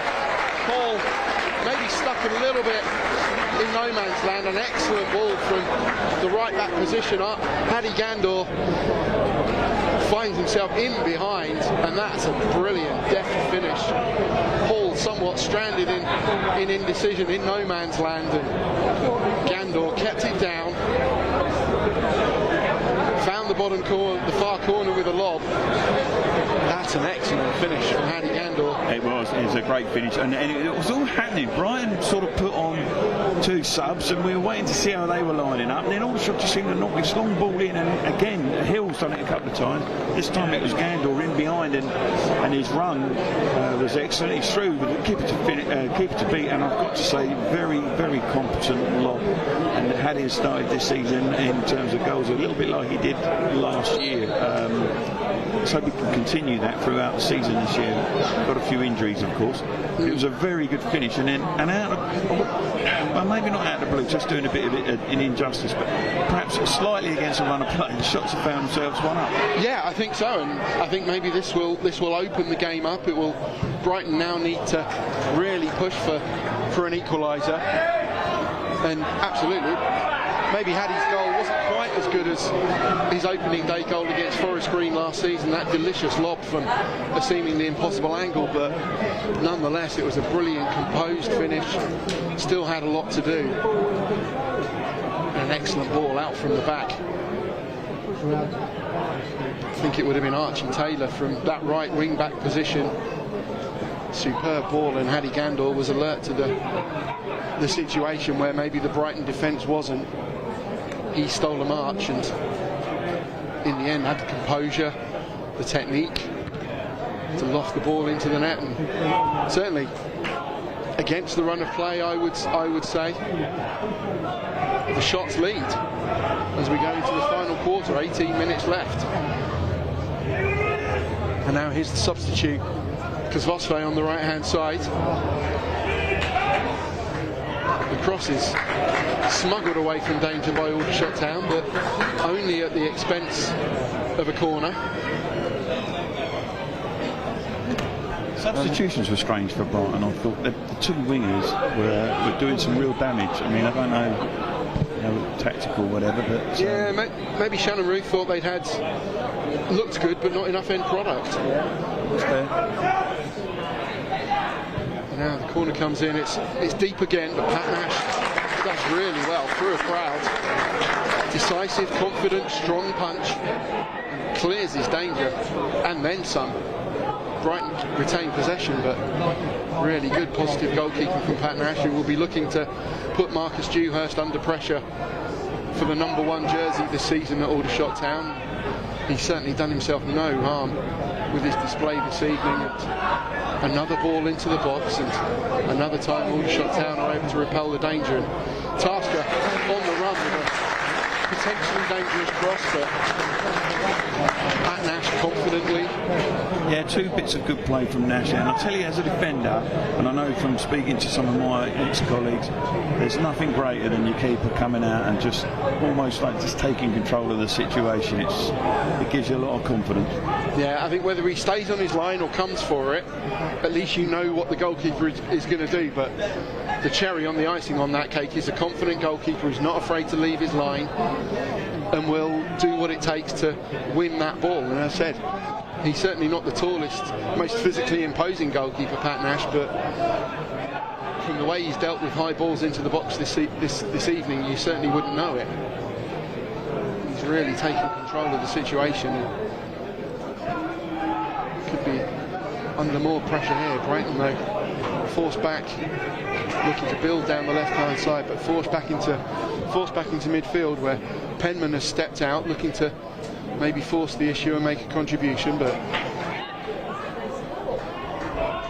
Aldershot Town win it back, and Kibben Rye does really well to make a tackle. And putting you on the spot, Steve, what do you think of Kibben Rye tonight? He's making his first game at the EBB, kind of in the hole behind the front two. Yeah, I think wasn't quite sure what position he was going to play, but I think he's looked positive. I mean, he can certainly play as a winger, as a striker, as a 10, as a right wing back, in a more central midfield role, even as a defensive midfielder. So that versatility that you need at this level, and Brighton tried to play the ball in behind, but Maxi Mullins once again alert to the danger and no nonsense, asking questions later, clears it away from danger as Brighton look to force the issue. No short of work rate from Kiban, and in fact no short of work rate from any of the lads tonight. Perhaps no standout player. They've all just had to graft a little bit as we now enter the 77th minute. And of course we want to keep a clean sheet. Absolutely, yeah, and that should be, if you're taking the game in chunks, or into the last 15 minutes of normal time, Tommy Widrington's challenge to his players now will be to keep a clean sheet. You're starting your National League campaign with a win, and against a really strong, positive, front foot, dangerous Brighton and Hove Albion under-21 team, albeit a young squad where some of the senior players from last year have moved on. That would be a really impressive victory, and certainly a good way to bounce back after valiant defeat up at Altrincham last Saturday. But there's still plenty of football left to be played this evening yet, and Brighton trying to force the issue out on the left-hand side. Last 10 minutes or so as well, Mullins has made better choices. He has. You know, he's decided, hang on a minute, I'm going to lose the ball here. They can't score if he's out of play. He's just earned his team a foul there. I think he was just trying to keep the ball and play out. And there's nothing wrong with that. That is the modern game. That is the modern way to do it. But there are times when if it's not quite happening for you, you just change, and he's just decided that he's going to lose the ball a couple of times, and he's been better for it. Yeah, it's about that decision maker, and Cameron Hargreaves has just given Brighton an equaliser from nothing. The ever reliable Cameron Hargreaves has played a horrible back pass which caught Pat Nash wrong-footed on the front foot. Pat Nash looks to the heavens in exasperation, and from nowhere. I can't quite believe what I've seen there. Like Cam, reliable. There's a couple of things that have gone wrong with that pass, because Pat Nash is left-footed. I know that straight away. He's played it back towards his right foot for a start, but miles away from him. And I've got to be honest, from my first view, I don't know if you've seen it on the replay, but my first view is, I don't really think Pat's at fault there. He seems to have played it too wide and on his wrong foot. Yeah, he was showing. Strange, very strange. He was showing moment. for a simple back pass. Cameron Hargreaves, yes, he had to move quickly, but he wasn't under direct pressure. He's overcooked it massively. on the wrong side of Pat Nash, which certainly you should know a goalkeeper's favoured foot, and it was the obvious place to play it on the left-hand side, so that Nash could then make the clearance, but he's given it far too much weight, played it in the wrong place, and in the end Nash has had to shift his body weight, chase back desperately to try and retrieve the ball on the line. And certainly a momentary aberration from Cameron Hargreaves.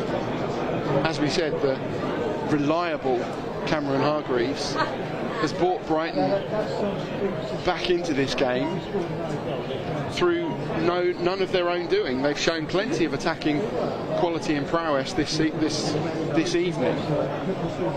Aldershot Town, inexplicably, are the authors of their own downfall. I've got a smile on my face, but it's a little bit disbelief.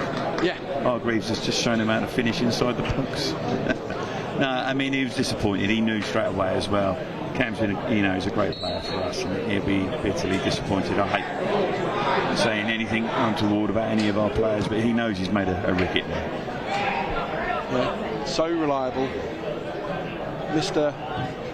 At least 7.5 out of 10, probably along with Ollie Harfield. But now Brighton are back in, and it's Kosvose in an instant, front to back. Shane and T has given Brighton the lead. They were gifted away back into this game, but that's a lightning quick counter-attack. Kosvose has opened up this Aldershot Town defence, direct running, and then he's recognised T on his shoulder. First time left foot finish. Superb goal from Brighton's point of view. Maxi Mullins was left on the turf on the halfway line as that move developed. Aldershot Town appealing seemingly in vain for I'd like to see a free kick, because I've just praised Maxi for making the right choices. I think he got to this ball first. Here now, he's looked there, he's trying to take it down. He's been caught. He's actually hurt himself. He's been caught on the ball, and after that it was all Brighton, and it was good play then. And I seem to remember, I might have this completely wrong, didn't they do us with a double whammy or hit us late last season? They did. So from out of nowhere, we said we were looking at the clean sheet, literally probably took, well, it felt like a minute, but probably 2 minutes, and we've conceded 2 goals. Yeah, and it looked like to me in the replay that Maxi Mullins ran into the Aldershot Town trialist. So Aldershot Town will feel aggrieved. No slight on Maxi Mullins, he wasn't at fault. He was impeded, but then from nothing, all of the attacking quality that we've seen from Brighton and Hove Albion this evening, there it is, and finally it has a cutting edge, it has an end product.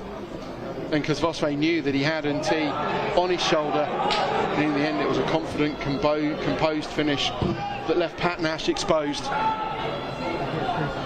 And absolutely, history has repeated itself in an instant. From Aldershot Town leading into the final stages, Brighton and Hove Albion have turned it around. Handball there, blatantly from Owusu, trying to keep the ball in. Aldershot Town have a free kick. Fortunately, the referee saw that. Sleight of hand. Brighton's winner in the corresponding fixture last season was in stoppage time. This one's not quite as late, but certainly Brighton have turned it around and shown finally that they do have an end product on their attacking play. They do. The dynamic of the game has changed. Those shots have just picked up the tempo. They are chasing an equaliser, but as of yet, of course, we've got to get the ball in their half. We've got possession. Yeah, Aldershot Town, as Tommy wants, as is Tommy's want, building from the back, trying to find a way past this solid, versatile, flexible Brighton defence. And it's the visitors who are about to corner here, build from a position of strength. I can't remember if we've had any corners in this game. If we have, it's very few, Steve, isn't it? Yeah, I think this might be Aldershot Town's first, or maybe second. got a couple of big centre halves, those. We've got to miss those out. Yeah, they need to be. That's low, flat delivery. Cameron Hargreaves had a chance to atone, but it was well blocked. And I think that was the substitute. Owusu throwing his body, but now Cameron Hargreaves. Low grass cutter from the edge of the area. Hall is right behind it though. Maybe Hargreaves wanted to open his body and bend the ball towards that far corner, but instead he hit it low, hard, and now Hall's goal kick has managed to come all the way through to Kozlosfe. Tries a deft ball through the Aldershot Town defence, but Belmont's not on the same wavelength and in the impact. Nice roles reversed there. Their goalkeeper sets up an attack for Brighton. Yeah. Well, we're in the ascendancy, and unlucky really from Cam. They weren't really troubling the keeper. He saved it comfortably, but 2 shots to try and make amends for the own goal. Yeah, it's Brighton who are about to make two substitutions. No.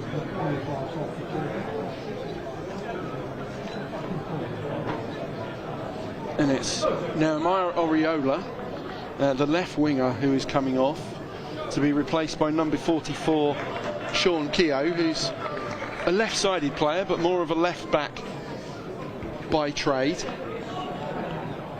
Signed from Dundalk in the League of Ireland earlier this month, making probably his first appearance for the Brighton Academy. Double substitution for Brighton and Hove Albion in the And it's 86th minute.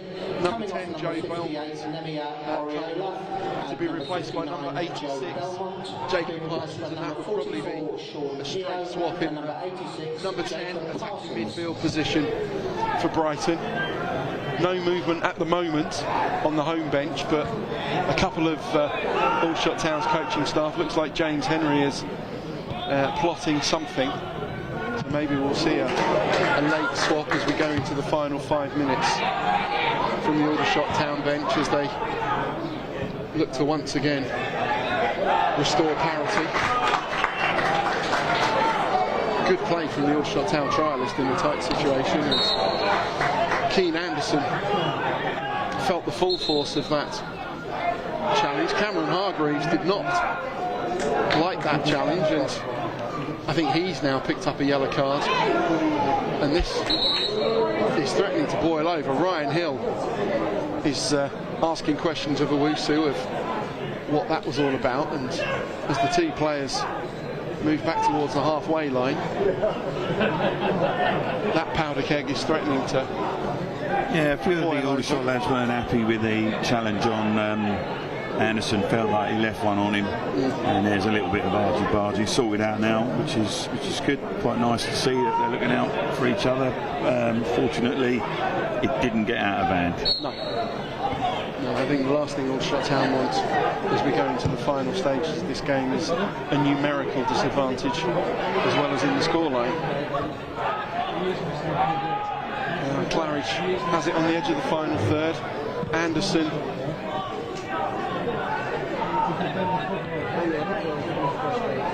a low ball into the box, but it's hacked clear by Brighton, and the shots need to build again. Keane Anderson wasn't able to take it cleanly, but Aldershot Town having to build from deep.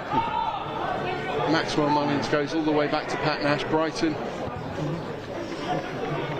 Jacob Parsons was very nearly on the end of that as he slid in on Pat Nash's clearance.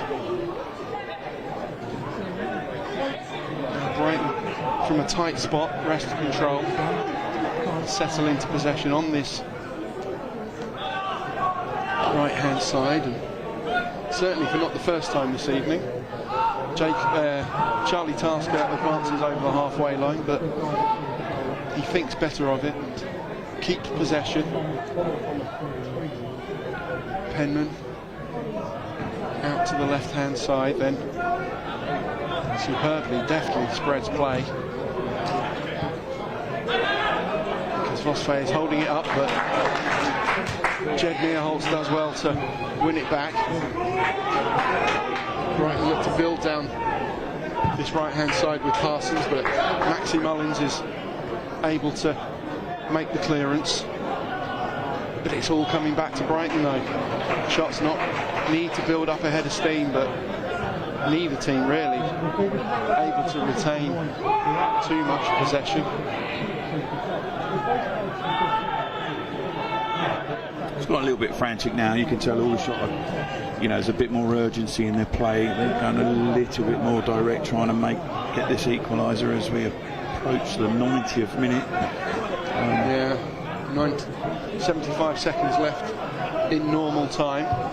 Looks like 2 Aldershot Town substitutes as Kozlosve is bearing down, trying to put pressure on Meerholtz, but fortunately his back pass to Pat Nash is a bit more true.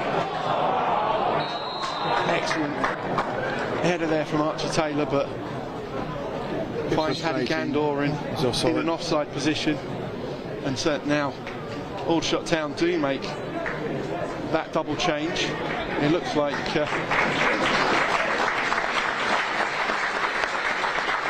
substitution for Aldershot Town in the 90th minute. The younger lads coming out. The midfielder, but playing, taking it up that left wing back slot that Jed Meerholtz has vacated, and then looks like Hayden Vaughan, number 20, coming on in the right side of midfield. I think it's Archie Taylor who's walking around the outside of the pitch. That makes more sense. I can't quite see from here. Yeah, Hayden Vaughan is definitely on the right in side. actual fact, Archie Taylor's come in. Archie Taylor, is it a back 4 switch? Well, he's certainly come in with a centre half, so looks like it's Claridge that might have gone off. Yes, that would make more sense. Aldershot have sacrificed a centre back as we go into 6 minutes added on. Aldershot Town, by necessity, with a bit of urgency, taking that free kick.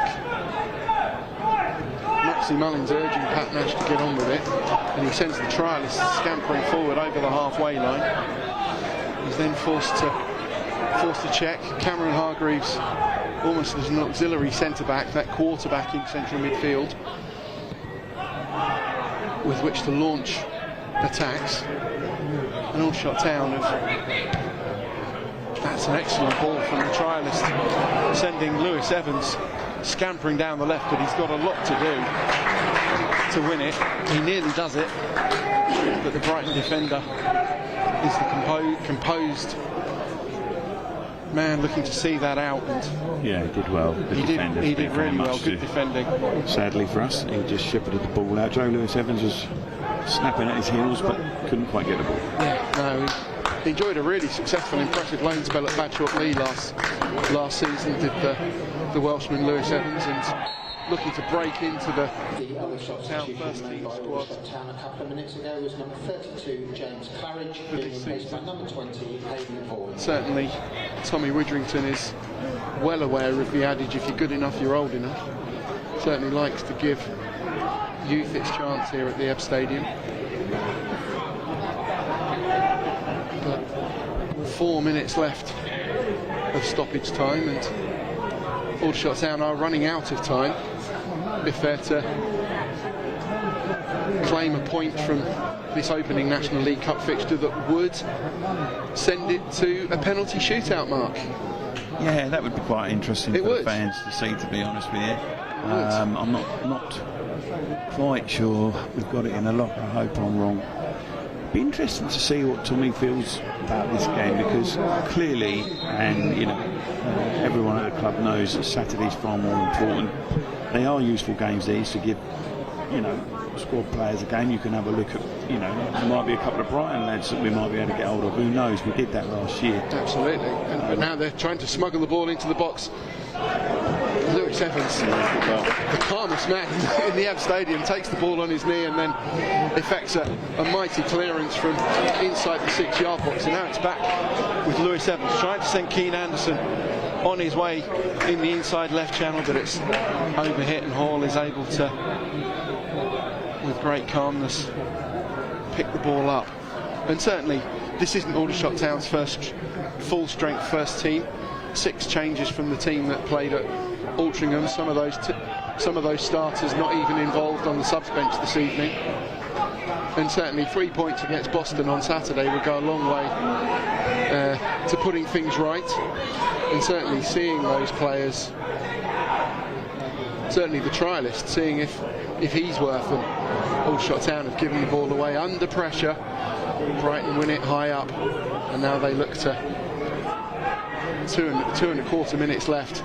They look to kill time as much as put the cherry on the cake and push for a third goal. Tasker down this right hand side. Does he stick or twist? He finds Kazvose down this right hand side, but little urgency in this Brighton team.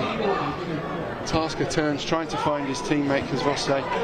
Aldershot Town, but they're all 50-50s. Aldershot Town not able to build patience, composed possession. Might have a last chance here to launch it. It looks like Pat Nash is going to do that. Yeah, it's kitchen sink time.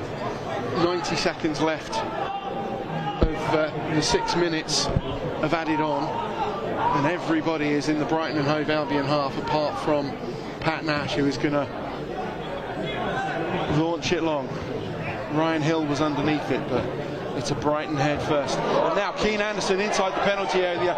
Can he get a shot away? He can, but it's well blocked. Brighton have got plenty of bodies back. Just for a second we were behind it and it looked like it opened up, Steve, didn't it? Yeah, Keane Anderson momentarily half a yard of space, looking like it was opening up for him to bend the ball into that far corner past the left hand of Stephen Hall, but the shot was blocked. Now Anderson has it again, not quite as composed a touch. Hall tries to take it down first time. That's a little bit wayward as well, but he's able to grasp it at the second attempt ahead of Hadi Gandor, and he's going to hit it long into the darkening northeast Hampshire sky. Archie Taylor's underneath it, but it drops for a Brighton header now down this inside left channel. They're back looking to make inroads again behind the shots defence. Archie Taylor recovers well, frustratedly makes a tackle and concedes a corner. Last 15 seconds of stoppage time. I'd expect Brighton to see this out. Sean Keogh, the substitute, who's going to go over. He's in no rush to take this or even get it into the Aldershot Town penalty area, and you'd think it's corner flag time for Brighton. They can't fashion a second corner, and Aldershot Town will try and take this goal kick. A little bit of urgency from Pat Nash, but Aldershot Town need to go from back to front. We're in stoppage time, at the end of stoppage time. Nash needs to go from back to front really quickly, but time is not in Aldershot Town's favour, and in the blink of an eye Brighton and Hove Albion have gone from 1-0 down to 2-1 up, and it's they. Thank you for coming along for your support here this evening. The next Aldershot Town fixture here at the Stadium is our first home enterprise national league fixture of the 2025-26 season, when Boston United are our visitors at the Stadium. Kick-off is at 3 o'clock. Thank you to our club sponsors, who are Bridges Estate Agents, and our stadium sponsors, who are Air. And then T was on hand with the composed finish past Pat Nash, and it's he who has scored the winner, and it's Brighton and Hove Albion who open this National League Cup 25-26 season with a victory at the Ebb Stadium. It's they've prevailed. Shots won, Brighton 2. Final word from you, Mark. Do you think Brighton, on the balance of play, deserved it, or will Tommy Widrington feel aggrieved? It's fun. I think they probably did on the whole game. I'm trying to put myself in Tommy's position. I think Tommy will be disappointed at how we've lost, not necessarily that we've lost. We all know what the National League Cup is. We're not now suddenly going to say we didn't try and win. There is a feel that it's not the same intensity as a league game, and I believe that to be true. It would have been nice to win, and the finances are great, so I think the cup's fine. I think he'd be disappointed when you're 1-0 up, 79th minute, and the nature, the first one, just a bizarre goal, but it led to switching off for the second one, so he's probably is probably going to be disappointed in the manner that we've lost more than anything else. But we kick on. We've got some minutes in some players, and we've got a big league game on Saturday. Pitch looks great. There's a healthy crowd tonight. Fill the EBB up Saturday, and let's get our campaign off and running. Yeah, unfortunate first goal for the Shots to concede, an aberration from Cameron Hargreaves, and then a lightning quick counter-attack from a little bit of a defensive mix-up on the halfway line from Aldershot Town, where Maxi Mullins and the trialist came together. But from there on, Brighton were lethal. And Aldershot Town, maybe one of their Achilles' heels last season was having conceded one goal, they then conceded a second in quick succession. With Boston at the Ebb Stadium on Saturday, and then Eastleigh 7 days from this evening, Aldershot Town will need to address those issues. But certainly it's the Brighton Academy who prevail this evening, and it's a good night from me and a good night from Mark. From the Ebb Stadium is finished. Aldershot Town 1, Brighton and Hove Albion 2. Thank you for watching. Have a good evening.